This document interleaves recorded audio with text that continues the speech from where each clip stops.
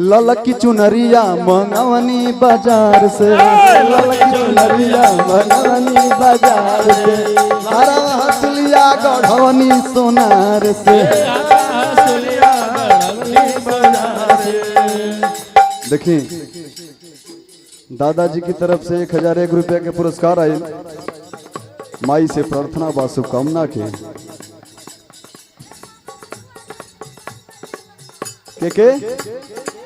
मामा से मामो ऑयल बनेगा। रची रची मैया के रूपवा सजई है, कमी ना करी है नौनिया रे। रची रची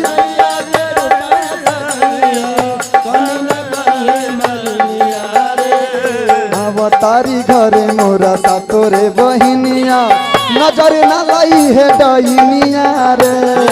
अवतारी घरे मोरा सातोरे बहिनिया। देखिए देखिए बहुत बहुत पुरस्कार।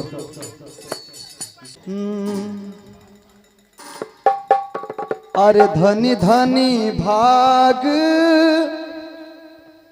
अरे लाला नवा तुली हला जन्मवा हो। धनी धनी ए ललना उतरल बाबू के मम्मी की ओर से कुछ ज्यादा नहीं के हो गइलू। वो तो ढेर बा।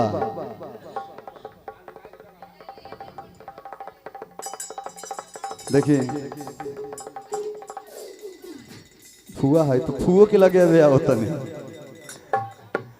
देखिए लेकिन ये मनाई नहीं आई बाबू के मम्मी की ओर से, शोभा नहीं खे दे। अरे धनी धनी भाग लाला नवा तू लिहला जनमा हो। धनी धनी भाग लाला नवा तू लिहला जनमा हो। ए ललना उतरल हमरे अंगनवा गनवा के जना हो।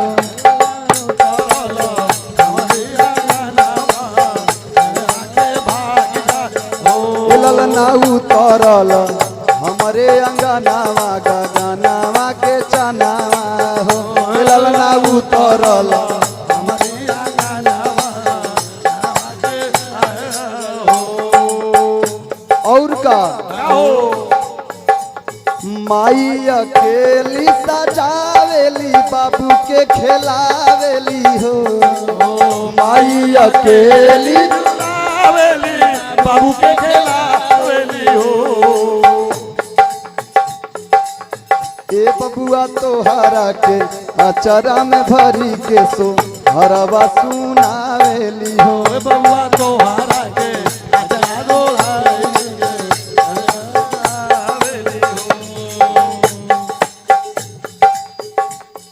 और यही में जौने समय बाबू पेट में हुई हाँ,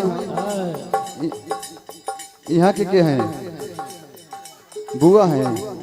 देखिए बुआ जी की तरफ से हजारों हजार रुपया के पुरस्कार बा। माई से प्रार्थना बा शुभकामना के।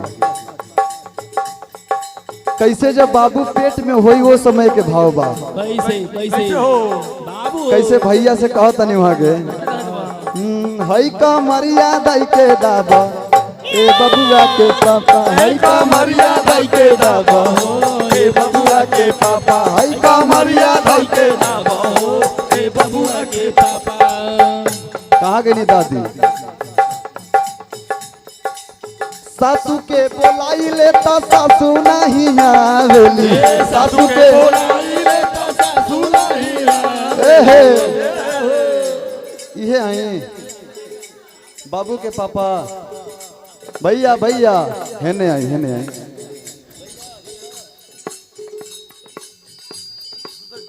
बधाई होता बाबू के बधैया में पापा के डांस ना होके ना ना ये ना होके के चाहिए। ठुमका तो लागे के चाहिए भाई, ठुमका लगना चाहिए आपका।